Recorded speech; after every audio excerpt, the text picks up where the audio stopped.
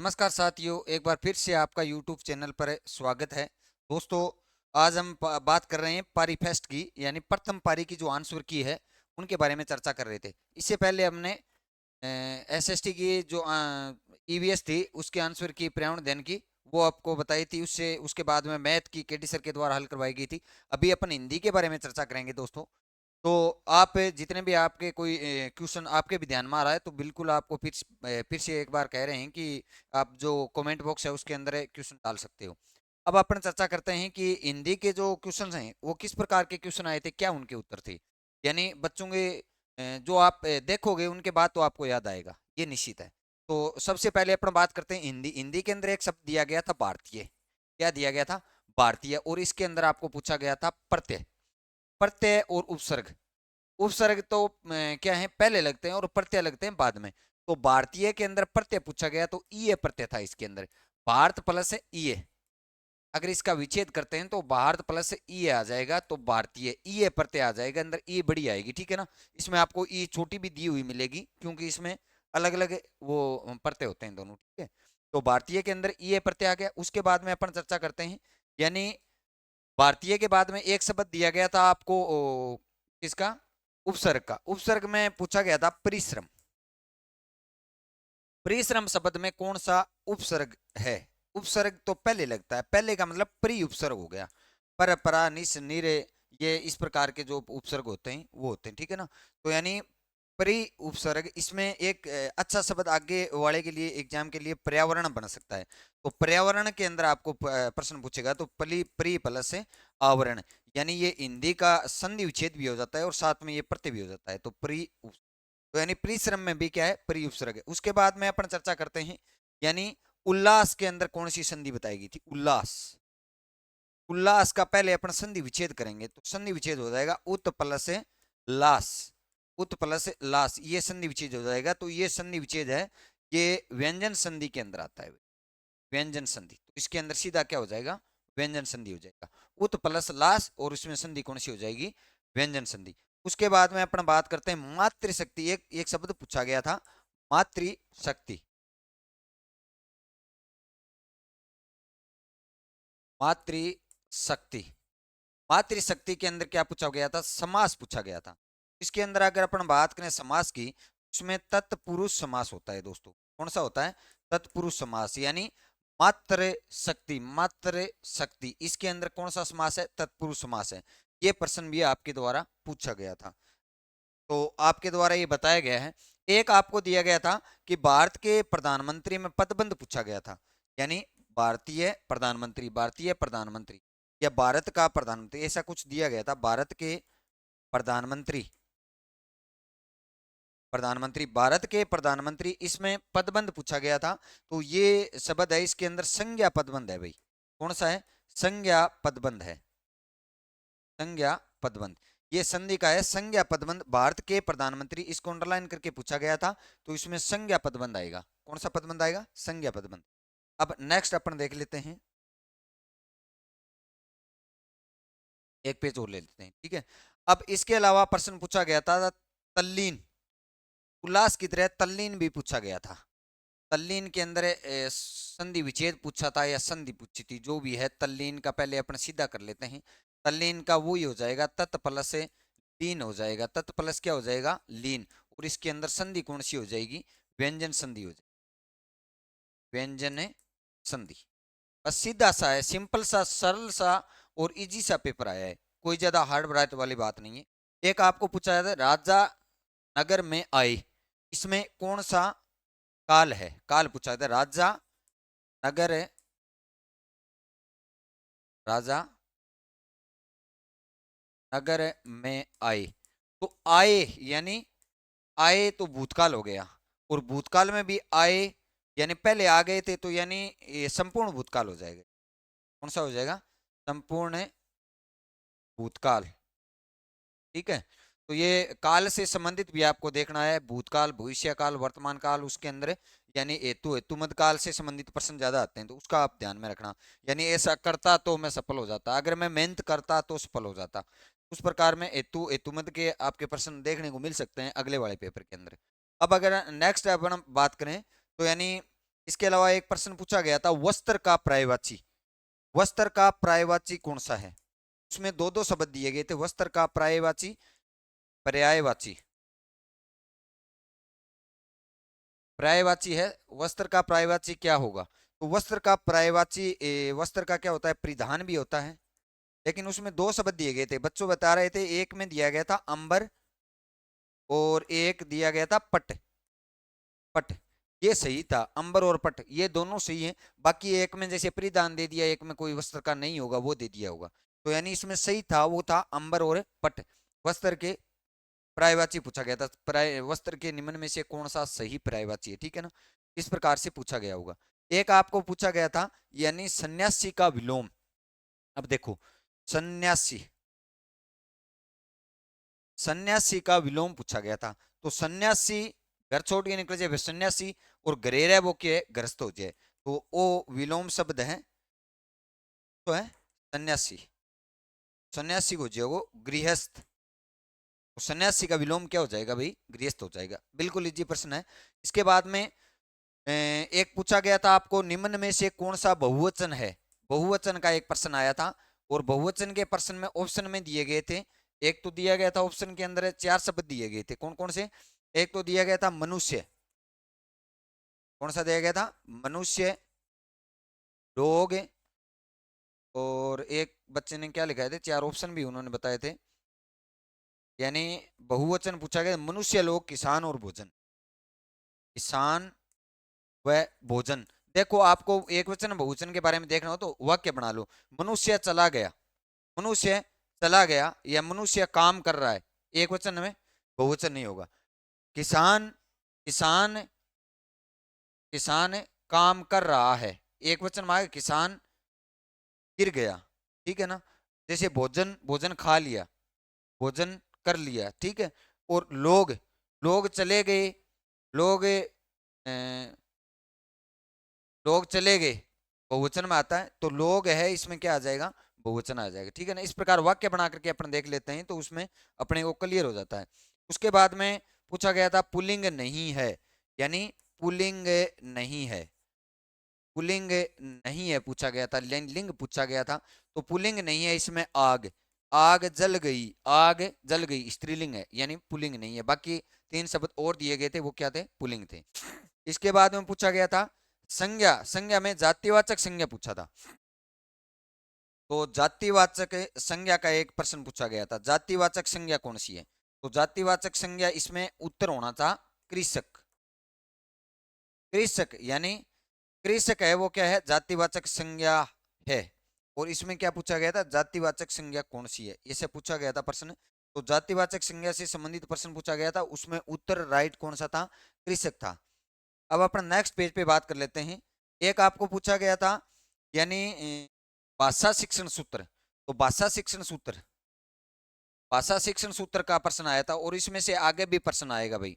भाषा शिक्षण सूत्र का प्रश्न था वो था आगमन से निगमन की ओर, आगमन से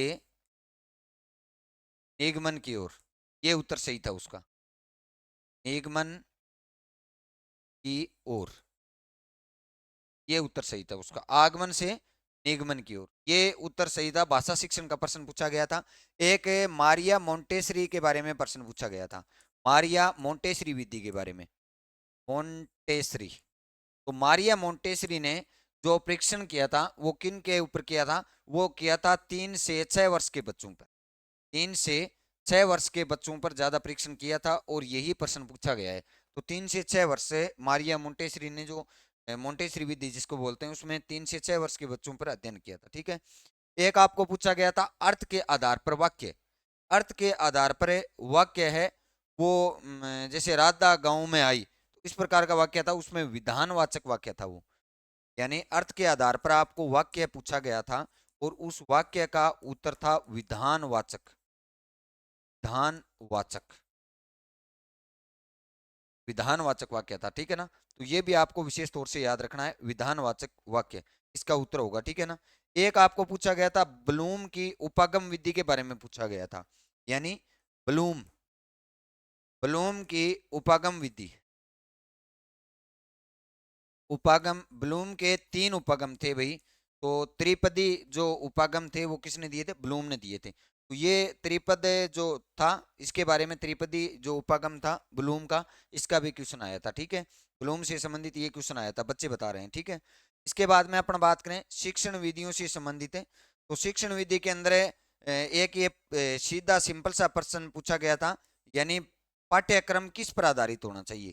तो पाठ्यक्रम है, सीधी सी बात है, सीधो सो सिंपल सो क्वेश्चन है, पाठ्यक्रम हमेशा बच्चे के ऊपर आधारित होना चाहिए, यानी बाल केंद्रित होना चाहिए, न कि शिक्षक केंद्रित। ये ऑप्शन में मिले हैं, बाल केंद्रित है, शिक्षक केंद्रित है, बाल और शिक्षक केंद्रित दोनों आ जाएगा, या इनमें से कोई नहीं होगा। ठीक है ना, या फिर विद्यालय केंद्रित हो जाएगा। मैं आपको पाठ्यक्रम किस पे आधारित होना चाहिए? बाल केंद्रित होना चाहिए। पाठ्यक्रम किस पे केंद्रित होना चाहिए? बाल केंद्रित, यानी बालक की सुविधा के अनुसार, बालक की एज के अनुसार और बालक की मानसिक क्षमता के अनुसार ही क्या होना चाहिए? पाठ्यक्रम होना चाहिए। तो सिंपल सा प्रश्न था। उसके बाद में भाषा कौशल में श्रवण साधन पूछा गया था, यानी श्रव्य साधन पूछा गया था। श्रव्य साधन, तो श्रव्य साधन कौन सा है? अब श्रव्य साधन था नवीर है, श्रव्य साधन, दृश्य साधन और श्रव्य दृश्य दोनों, दोनों चीजें हम अपन पूछिए श्रव्य साधन। तो श्रव्य साधन में लिंगुआ फोन आएगा, इसमें लिंगुआ फोन, लिंगुआ फोन है, ये सर्वे साधन के अंदर आता है। तो लिंगुआ फोन है, या ग्रामोफोन भी आपको पूछ सकता है, उत्तर के अंदर ग्रामोफोन होगा, ग्रामोफोन, लिंगुआ फोन, ग्रामोफोन। ये क्या है? सर्वे साधन है। रेडियो है, रेडियो भी सर्वे साधन के अंदर आता है। तो ये सर्वे साधन के अंदर है, ग्रामोफोन उसके अंदर उत्तर था। ठीक है ना, अगर लिंगुआ फोन नहीं है तो ग्रामोफोन होगा, तो ग्रामोफोन होगा तो ग्रामोफोन से ही उत्तर हो जाएगा। रेडियो है तो रेडियो हो जाएगा, लिंगुआ फोन है तो लिंगुआ फोन हो जाएगा। तो यानी सर्वे साधन के बारे में पूछा गया था। एक आपको पूछा गया था, सर्वे साधन हो गया। उसके बाद में एक लोकोक्ति पूछी गई थी, यानी निम्न में से कौन सी लोकोक्ति है? तीन मुहावरे दिए गए थे, एक लोकोक्ति। और मुहावरे में आपको पता है ज्यादा ना की ध्वनि आती है, लास्ट में अपन तुक्का लगाएंगे वहां, अगर अपन बात करें तो ना की ध्वनि आवे। और इन अंदर एक की है, एक सुक्ति का आधार प्राव है। तो यानी लोकोक्ति पूछी गई थी, और लोकोक्ति, लोकोक्ति की अपन बात करें तो लोकोक्ति निम्न में से कौन सी लोकोक्ति है? तीन मुहावरे दिए गए थे और एक लोकोक्ति, और उसमें लोकोक्ति थी अरहर की टट्टी गुजराती ताला, अरहर की टट्टी गुजराती ताला, ये सही था उसके अंदर, गुजराती ताला, ये लोकोक्ति है न कि मुहावरा। तीन मुहावरे थे और ये लोकोक्ति यही थी। तो लोकोक्ति के बारे में प्रश्न पूछा गया था। इसके अलावा अगर अपन बात करें, यानी एक गद्यांश में प्रश्न पूछा गया था, लिखा गया था कि जिसके घर न हो, एक शब्द के लिए, वाक्यांश के लिए एक शब्द, जिसके घर न हो। तो जिसके घर नहीं होगा वो क्या होगा? बेघर हो जाएगा भाई। अपन कहा नहीं कि वे बीबी का घर फूट गया, अरे जिकी सरकार है बा कि गोचर के अंदर घर फोड़ा है, तो वह लोग क्या हो जाए? बेघर हो जाए। समाचार में आवे कि यानी 200 लोग बेघर हो गए। तो यानी जिसके घर न हो वो क्या हो जाएगा? बेघर हो जाएगा। जिसके घर न हो क्या है? बेघर है। तो ये भी प्रश्न पूछा गया था। एक प्रश्न पूछा गया था, यानी चतुर होना, यानी बहुत चतुर होना अर्थ वाला मुहावरा कौन सा है? क्या पूछा गया था? बहुत चतुर होना। तो बहुत चतुर होना ये अर्थ दिया गया था, और इस अर्थ वाला मुहावरा कौन सा है? चार मुहावरे दिए गए थे। उसमें ये है उड़ती चिड़िया के पर गिनना, उड़ती चिड़िया के पर गिनना, या आपने देसी भाषा में अगर पीठ देख के गाम बताणु, आपने देसी गामा देसी गामा देसी जी आप बात करा, देसी लोकोक्ति है आपने, वो मुहावरो है, वो गामा में के पीठ देख के गाम बताणु।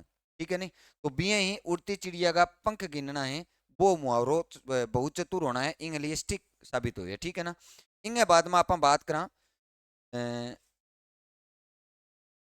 दृश्य सामग्री, एक एक दृश्य सामग्री पूछा गया था। वो दृश्य सामग्री सीधी सी बात है, दृश्य सामग्री जी की थाना दिखने लाग रही है भाई है। तो दृश्य सामग्री और श्रव्य सामग्री में दोनों में प्रश्न आए हुए। तो दृश्य सामग्री की आप बात करें तो दृश्य सामग्री ही बात श्यामपट है भाई, श्यामपट की है दर्शन सामग्री है, और श्यामपट है दर्शन सामग्री। वो सीधो सौ प्रश्न है, बहुत बार प्रश्न पूछे जाए, सिंपल सौ प्रश्न है। एक पूछे गए हो कि मतलब औ कौन सा शब्द है? औ है वो है कंठोष्ठ। क्या है? कंठोष्ठ है भाई। कंठोष्ठ क्या? ए प्लस ऊ बनू औ बने, ए प्लस ऊ। ए तो की है कंठू बोले जाए, और अगर आप बात करा ए तो कंठू बोले जाए, और ऊ है वो होठू बोले जाए, होठ। तो कंठोष्ठ होगी भी, ठीक है नहीं। ओष्ठ जो जिसको बोलते हैं, ओट बोल दो, ओष्ठ बोल दो, ठीक है नहीं। तो औ शब्द है वो क्या है, कंठोष्ठ है। ये पूछा गया था, यानी ध्वनि में से पूछा गया था, ध्वनि से संबंधित भी प्रश्न आया था। इसके बाद में एक क्लांति पूछा गया था। क्लांति, क्लांति का मतलब होता है थकावट या थकान। क्लांति शब्द का अर्थ पूछा गया था, तो ये क्या हो जाएगा, थकान हो जाएगा। ये भी आप ध्यान में रखना। एक आपको पूछा गया था, यानी विष्णु की उपासना करने वाला, एक शब्द पूछा गया था, यानी एक शब्द पूछोगे हो और पूछोगे हो विष्णु की उपासना करने वाला, तो विष्णु की उपासना करने वाला, तो विष्णु की उपासना करने वाला एक शब्द के लिए आ जाएगा वैष्णव। क्या आ जाएगा, वैष्णव। इसमें विष्णु प्लस ए, यानी अगर अपन विच्छेद करते हैं तो विष्णु प्लस ए प्रत्यय के आ जाएगा, ए प्रत्यय अपन लगाएंगे तो वैष्णव हो जाएगा, ठीक है ना। तो विष्णु की उपासना करने वाला वैष्णव। एक इसके बाद में अगर अपन बात करें, एक सेंधव, सेंधव शब्द का, सेंधव इसमें प्रत्यय की अगर अपन बात करें तो ए प्रत्यय है, और वैसे अगर अपन बात करें तो सिंधु, सिंधु हो जाएगा, सिंधु प्लस क्या हो जाएगा, ए हो जाएगा, तो इसमें ए प्रत्यय आ जाएगा, ठीक है ना। तो ये विच्छेद हो जाएगा इसका, सिंधु प्लस ए, सेंधव, सेंधव का विच्छेद पूछा गया होगा, ठीक है ना। तो अगर इसमें संधि की बात करें तो संधि कौन सी हो जाएगी इसमें, सिंधु प्लस ए, तो इसमें ए प्रत्यय अलग निकल जाएगा, सेंधव, ठीक है ना। तो ये संधि विच्छेद हो गया। तो इसके बाद में अगर अपन बात करें, वैष्णव वाला आ गया, और इसी दूसरे की कही गई बात को, अच्छा एक चिन्ह से संबंधित प्रश्न पूछा गया भाई, विराम चिन्हों से संबंधित है, तो यानी चिन्ह से संबंधित पूछा गया था, यानी किसी की कही गई बात है उसको ज्यों का त्यों रखना। तो यानी किसी की बात को अपन ज्यों का त्यों रखेंगे तो इस कोमा का प्रयोग करते हैं, और इसको बोलते हैं उद्धरण चिन्ह, उद्धरण चिन्ह बोलते हैं इसको, ठीक है ना। या अवतरण चिन्ह भी इसका नाम है, अवतरण चिन्ह भी इसको बोलते हैं, है ना। तो उद्धरण चिन्ह या अवतरण चिन्ह होता है, यानी किसी के द्वारा बात कही गई है उस बात को वैसे का वैसा लिखना, या ज्यों का त्यों लिखना है, वो उसके लिए कौन से विराम चिन्ह का प्रयोग होता है, तो उद्धरण चिन्ह का प्रयोग होता है, सीधी सी बात है। बहुत इजी पेपर दियो है, ज्यादा कोई हार्ड वाली बात अपन को नहीं कह सका। इनके अलावा अपन बात करा कि जंगल के निवासी हिंसक पशुओं से नहीं डरते हैं, यानी हिंसक पशुओं से नहीं डरते हैं, इसके नीचे अंडरलाइन था, हिंसक पशुओं से नहीं डरते हैं, पशुओं से नहीं डरते हैं, नहीं डरते हैं, तो यानी कौन से, जंगल के निवासी, जंगल में जगह रहना रहे हैं वह हिंसक पशुओं को डरे, इंग मां अंडरलाइन करेडो इंग नीचे ओ किए। तो इंग बात में अपन बात करा कि जंगल के निवासी हिंसक पशुओं से नहीं डरते हैं, हिंसक पशुओं से नहीं डरते हैं, ये है विधेयक, ये क्या है, विधेयक है भाई। और उद्देश्य है वो है जंगल के निवासी, ये क्या है, उद्देश्य है। तो यानी उद्देश्य और विधेयक पूछा गया था, तो ये वाक्य का ही प्रकार था। तो इस प्रकार का भी प्रश्न पूछा गया है। इसके अलावा अगर अपन बात करें, यानी कुछ अपने जीके के जो प्रश्न हैं वो भी रह गए थे। एक तो बकरी की नस्ल पूछी गई थी, तो इसका बकरी की नस्ल कौन सी है, निम्न में से कौन सी बकरी की नस्ल है। तो बकरी की नस्ल में इसमें उत्तर में दिया गया था जमुनापारी, जमुनापुरी, जमुनापुरी था बकरी की नस्ल थी, बाकी भेड़ की दे दी होगी, ऊंट की, गाय की, जिसकी भी दी है, लेकिन सही उत्तर इसका क्या था, जमुनापुरी था। एक इसमें पूछा गया था अफीम से संबंधित नहीं है, अफीम से संबंधित नहीं है, मेरे हिसाब से जिला पूछा गया है, किसी बच्चे ने भेजा है, अफीम से संबंधित नहीं है। अगर जिले के बारे में पूछा गया है तो अड़ोती और अड़ोती के आसपास के जो जिले हैं वो ये क्या है, अफीम में आते हैं। जैसे अपन बात करें, झालावाड़ है, झालावाड़, चित्तौड़, प्रतापगढ़, चित्तौड़गढ़, प्रतापगढ़, ये हैं, ये अफीम से संबंधित हैं। इसके अलावा कोई अदर जिला दिया है तो वो क्या है, अफीम से संबंधित जिला नहीं होगा, फाइनल सी बात है, ठीक है ना। कोटा वगैरह में भी थोड़ी बहुत अफीम होती है, तो राजस्थान में अफीम से संबंधित नहीं पूछा गया था। एक संकरे रास्ते का चिन्ह पूछा गया था, संकरे रास्ते का चिन्ह, तो यानी कहीं पर अपन जाते हैं परिवहन के अंदर, तो संकरे रास्ते का जो चिन्ह आता है उस चिन्ह के बारे में पूछा गया था। तो वो ऐसे होता है, जैसे ये पुल रास्ता है, उसको फिर क्या कर देते हैं, इस प्रकार से देते हैं, ठीक है ना। उससे अपने को पता चल जाता है कि आगे रास्ता क्या है, संकरा है, इस प्रकार का चिन्ह दिया गया था, तो वो चिन्ह आपको पहचानना। तो इस प्रकार से क्या है, यानी इस प्रकार प्रश्न दिए गए थे। हिंदी के लगभग क्या है 25 से 30 प्रश्न हमने खोज लिए हैं जो बच्चों ने बताए उनके अनुसार। तो आप इसके ऊपर एक बार फिर से अमल करना, और जो हमारी मतलब द्वारा बताया गया था या हमारे द्वारा जो पहले पढ़ाया गया था, एक हमने टेस्ट सीरीज भी शुरू की थी। उस टेस्ट सीरीज के अंदर भी यानी जो प्रश्न अपन ने करवाए थे, यानी 9+3 में थी, 9 सिलेबस में डिवाइड थे, 3 मेजर पेपर थे। तो उसके अंदर जो साइंस के कैडिस रहे उन्होंने बहुत बड़ा योगदान दिया, तो उसमें साइंस में क्वेश्चन हुबहू आए हैं। तो यानी उसमें से भी बहुत सारे क्वेश्चन आए हैं, तो उनकी भी एक क्लास आपको देंगे कि उन पेपरों में आपको क्या मिला है, हमने जो प्रश्न लिए थे उसमें से कितने मैच हुए, उसका भी आपको एक वीडियो देंगे। तो आज जो हिंदी का जो फर्स्ट पारी का जो पेपर था, 27 की फर्स्ट पारी का, उसमें हिंदी के जो प्रश्न थे वो आपको हल करवाए गए हैं। तो एक बार इसको लाइक और शेयर जरूर करें। धन्यवाद। जय हिंद, जय भारत।